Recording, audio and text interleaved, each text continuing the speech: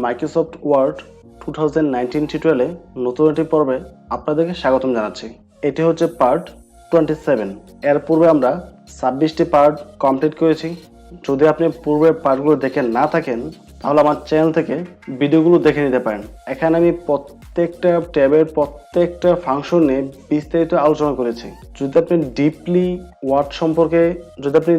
MS word সম্পর্কে জানতে চান তাহলে এই কোর্সটি আপনাকে অনেক বেশি হেল্প করবে। ওকে, তো আজকে আমরা আলোচনা করব রেফারেন্স ট্যাবের ক্যাপশনস নিয়ে। ক্যাপশনস সম্পর্কে প্রপার আইডিয়া পাওয়ার জন্য ভিডিওটি অবশ্যই না টেনে লাস্ট পর্যন্ত দেখতে হবে। আমার নাম রবিন, আপনারা দেখছেন আরআই রবিন।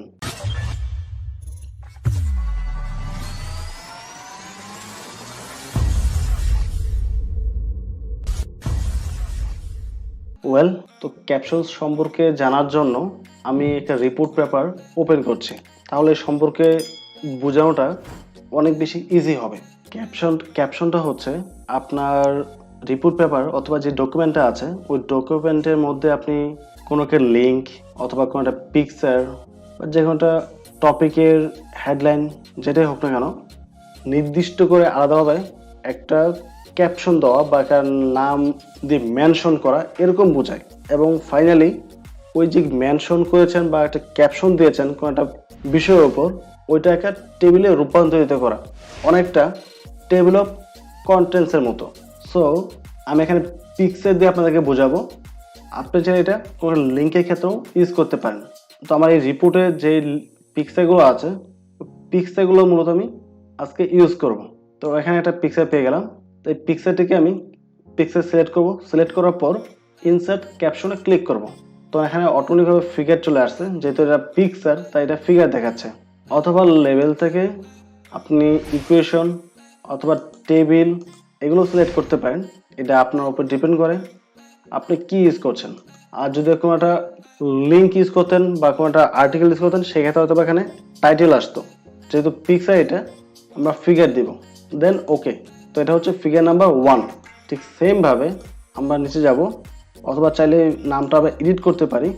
এখন MCU আর কিছু লিখলাম না আপাতত। ওকে, দেন আমরা নেক্সট অন্য একটা পিকচার যাব, এটা না। সো এখানে আছে টেম্পারেচার সেন্সর, তো এটা আমি ক্যাপশন দেব ফিগার 2। চাইলে নাম দিতে পারি, দিচ্ছি না। তারপর এটা ফিগার 3, ফিগার 4। ঠিক সেমভাবে আপনি যে কোনো পিকচার যে কোনো ডকুমেন্ট আপনি ক্যাপশন দিতে পারবেন। তো আমরা টোটালি 4টা ক্যাপশন দিয়েছি। তো 4টা ক্যাপশন দিয়ে আমরা একটা টেবিল তৈরি করব, বা 4টা পিকচারের একটা লিঙ্ক আমি সবার লাস্টে রাখবো, যেন খুব সহজেই ওই পিকচারগুলোতে আমি যেতে পারি বা পিকচারগুলো দেখতে পারি। তো এখানে ক্লিক করছি insert table for figures, just click করলাম, দেন ওকে। তো প্রথমটা আমি নাম এডিট করে দিয়েছিলাম, তাই এখানে MCU আসছে, MCU 1টা কেটে দিলে 1 থাকতো না। ওকে, এটা আপনারা চাইলে এডিট করতে পারবেন। এতটুকু যারা ভিডিও দেখেছেন আশা করি এই বিষয়টা তারা বুঝবেন। তো ফিগার 1 2 3 4টা নিয়েছি, 4টাই আসলো এখানে। যদি আমরা এখন ওই পিক্সেলগুলোতে মুভ করতে চাই বা ওটা ভিউ করে দেখতে চাই, জাস্ট কন্ট্রোল প্রেস করে এই লেখার উপর ক্লিক করতে হবে। আমরা এখানে চলে আসছি।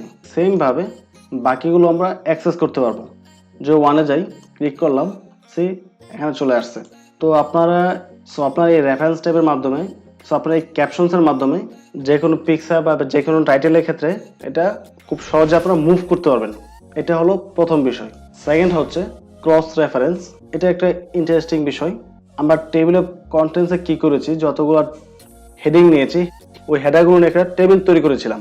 আর এখানে আমরা পিকচার দিয়ে একটা টেবিল মেক করেছি। সো ক্রস রেফারেন্স দিয়ে আমরা এখন দেখবো আমরা ক্রস রেফারেন্সের কাজটা কি। তো আমি এখানে ক্লিক করছি। ক্লিক করার পর দেখেন এখানে কি আসছে। প্রথম হচ্ছে নাম্বার আইটেমস। আমার এখানে নাম্বারে অনেকগুলো আইটেম দেওয়া আছে, তাই এটা শো করেছে। যদি আমি হেডিংয়ে যাই, এখানে টোটালি 4টা হেডিং আছে, তাই 4টা হেডিং এখানে শো করছে। চাইলে এই হেডিংগুলো লিস্ট আমি এখানে করতে পারি। যেমন প্রথমটা সিলেক্ট করা আছে ইনসার্ট, এটা এখানে চলে আসছে। এখন যদি আপনার পরেরটা নিচে নিচে করতে চান তাহলে কেটে দিয়ে দেন এন্টার দিতে হবে। এন্টার দিয়ে দেন পুনরায় আবার ক্রস রেফারেন্সে ক্লিক করে নিচেরটা সিলেক্ট করে ইনসার্টে ক্লিক করতে হবে। আর যদি মনে করেন না, নো প্রবলেম, আমি পাশাপাশি রাখতে পারবো, সমস্যা নেই, তো সেই ক্ষেত্রে আপনি পাশেটা ক্লিক করে ইনসার্ট সেমভাবে আপনি এই লিঙ্কগুলো তৈরি করতে পারবেন। ওকে, এই লিঙ্কগুলো কাজ কি, ওই ঠিক সেমভাবে আপনি এই হেডারগুলোতে যখন ক্লিক করবেন, এই হেডারের যে ফাইলটা আছে এই ডকুমেন্টের মধ্যে, ওই ফাইলে সরাসরি মুভ করবে। তারপর আছে কি বুকমার্ক, এখানে কোনো বুকমার্ক আমি ইউজ করে নেই, ফুটনোট নাই, ইকুয়েশন নাই, ফিগার আছে।